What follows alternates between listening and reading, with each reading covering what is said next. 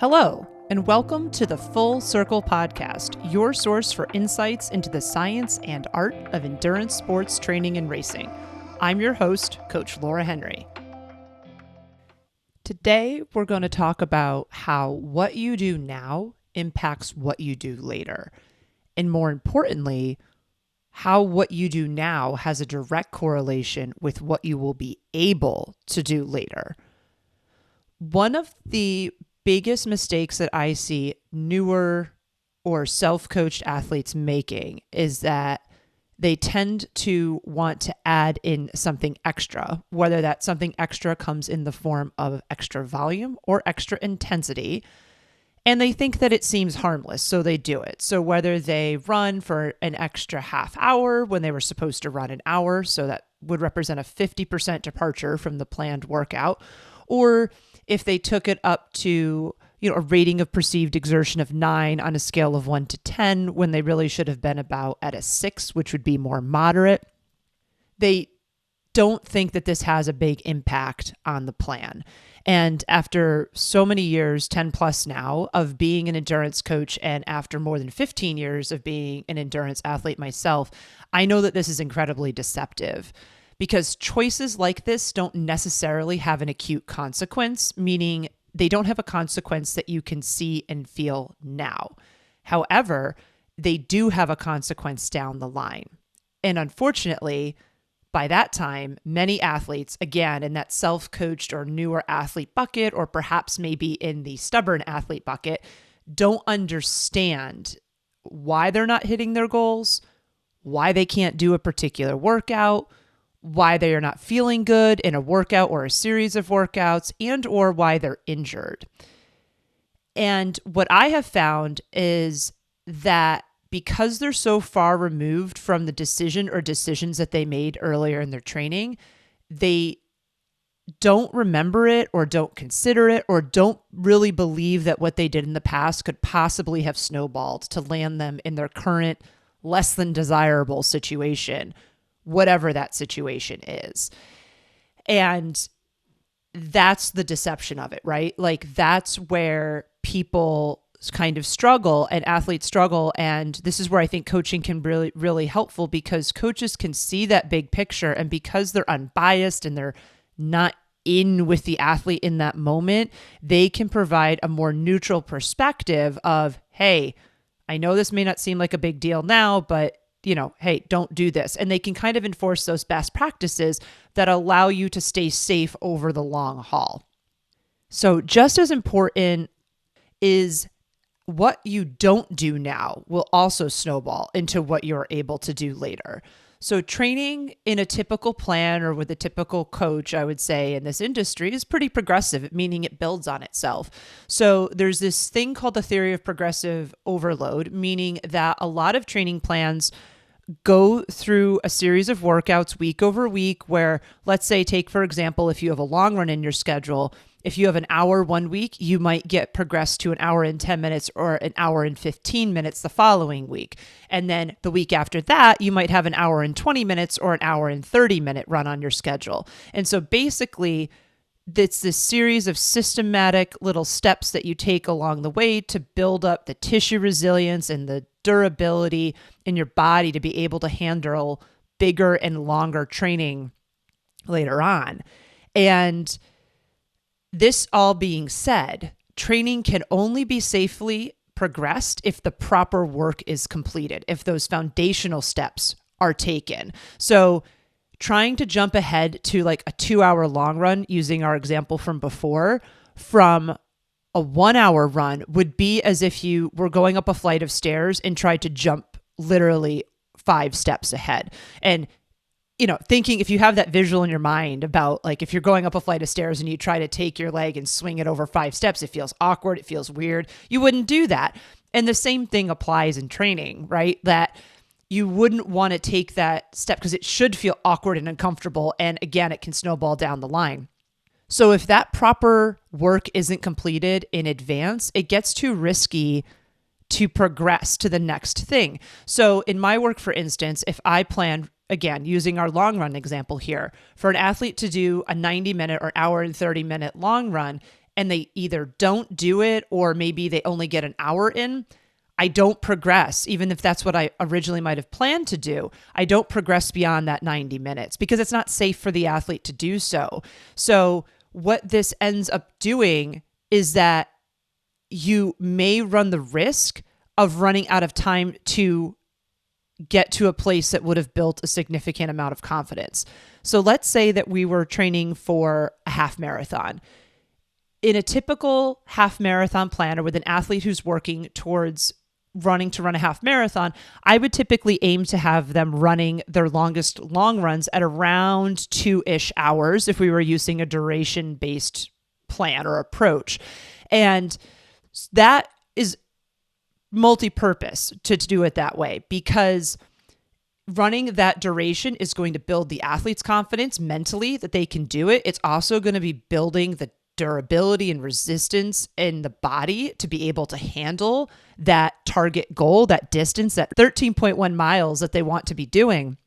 And if we don't get to that, like let's say if too many things are skipped earlier on in the plan and we can't get safely to that 2-hour mark, then the athlete's going to feel that lack of confidence. So not only are they going to be physically underprepared, but mentally they're going to be underprepared as well. So basically, skipping or cutting workouts, especially key or the long workouts in a plan, can delay the progression, resulting in the final progression that may be short of what we were originally aiming for or what the ideal was for that athlete. All of this being said, it is always, always best to work exactly where you are. And this is so important to take into consideration because all too often I watch, especially self-coached athletes and newer athletes, train to where they think they're supposed to be, where in the training plan or in the timeline to their race or their target goal. So for instance, this comes up a lot in marathon training where, about a month out from the marathon, the athlete should be somewhere in the, 3 to 4 hour range for long runs, depending on what pace the athlete is running. Or if they're going on miles, they probably should be between 16 and 20 miles for their longer runs at that point. And they'll see, whether it's on social media or in other training plans, like, oh gosh, this is where I quote unquote should be at this point in my plan, but I've only run 10 miles or I've only run 2 hours. And they feel that gap of where they are versus where they should be. So what a lot of self-coached or newer athletes, or stubborn, in my opinion, athletes will often do is they'll try to force it, or they'll try to force themselves into where they quote unquote should be. So they'll try to go for that 18-mile long run or that 3-hour long run when maybe they've only run 2 hours or they've only run 12 miles.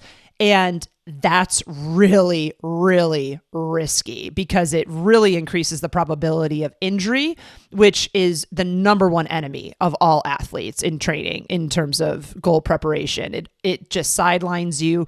You can't get your training done if you're injured, and then you end up falling short of the goal for sure if that happens. So everything that we do and every approach that I take in my work with the athletes I work with is to prevent injury.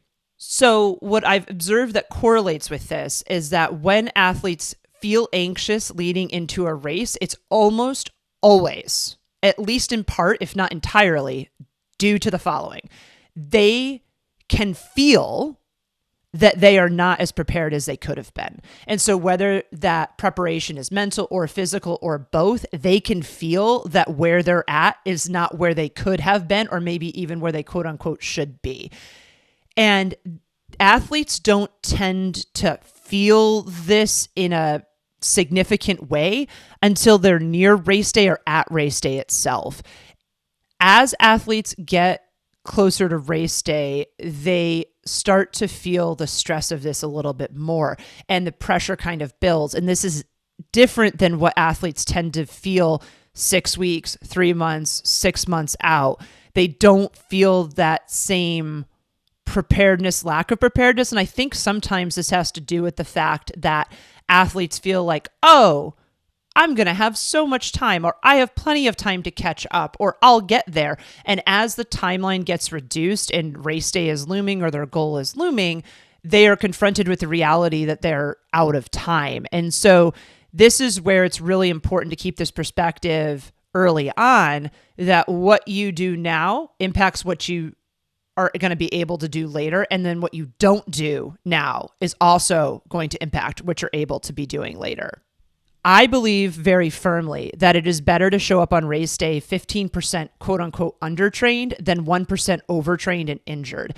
So if an athlete shows up undertrained, we can typically for one day, and race day is the day to take this risk, take the risk of going above what was previously trained to. So this is why training plans and coaches will advise that athletes don't do the full distance of their event in training and they only do a percentage of it. So this is why like 20-mile runs are really common as the longest run in a marathon training plan, or 11-mile long runs are the longest run in a half marathon training plan, or in an Ironman event, maybe a 100-mile bike ride and a 3-hour run is the longest that the athlete will get to, and so on. So when race day comes though, it's okay to take this risk, especially if the athlete is rested and tapered, which is happening when we decrease volume and intensity leading into race day to basically freshen up the body for that effort. So the risk is mitigated by the taper for race day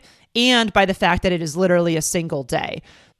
We would rather have that undertrainedness because even with the undertraining, the freshness and the lack of injury is going to increase the probability that the athlete will have a successful outcome than if they're injured. Because if the athlete is overtrained and or injured, either race day is not going to go as planned, or in a worst case scenario, it'll result in a DNS, a did not start, or a DNF, a did not finish, which happens if the athlete starts the race and then doesn't cross the finish line. So what are some key takeaways from the conversation that we've had today? I encourage all athletes to be patient and to resist the temptation to add in more volume and intensity prematurely before the plan or the coach is calling for it.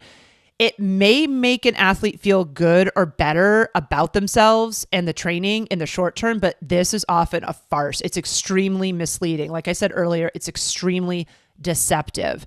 It literally is just that. It's like a quick fix. It's a dopamine hit, and then it snowballs. And again, athletes cannot fully appreciate how much it snowballs, but I've worked with a lot of athletes for multiple years. 70% of the current group of athletes that I'm coaching has been with me for 3 or more years. And so because of those longstanding relationships that I've developed with those athletes, I've been able to see how their decisions and our decisions together add up over time. And this is really valuable information, not only for me to get to learn them as individuals, but for me as a coach in the work that I do with other athletes. I learn from each athlete that I work with, and then I take what I learned from each athlete that I work with and implement that in the other work that I do with other athletes. So be patient. Also, understand that if you skip or miss something, it will snowball and potentially shortchange where you're able to go in training, which is going to lead to a potential for some anxiety before race day, because you may feel like, maybe I should have done a little bit more work. Maybe I should have prioritized things a little differently. And I can tell you from personal experience, one of the worst feelings that you can feel is that if you show up on race day and feel like you know exactly what made you have the day you had, if you know, or what led to where you are, and or what led to the situation that you're in. Like if you know, like I've been here where I knew, I didn't do enough, and now I'm going to pay the price for that. I'm not going to reach the goal that I set for myself. That's really frustrating and it's really disappointing. And that's not what I want for athletes, whether I work with you or not. It's just not what I want for you. So what you do in training matters always. Be consistent. Lay down a foundation of getting in work consistently, frequently over time. Be patient with yourself over time. And believe it or not, slowly by slowly, you will get to where you want to go, because what you do now does impact what you're going to do later. That was another episode of the Full Circle Podcast. Subscribe to the Full Circle Podcast wherever you listen to your favorite podcasts. If you like what you listen to, please be sure to leave us a rating and review, as this goes a long way in helping us reach others. The thoughts and opinions expressed on the Full Circle Podcast are those of the individual. As always, we love to hear from you and we value your feedback. Please send us an email at podcast@fullcircleendurance.com or visit us at fullcircleendurance.com/podcast. To find training plans, see what other coaching services we offer, or to join our community, please visit fullcircleendurance.com. I'm Coach Laura Henry. Thanks for listening.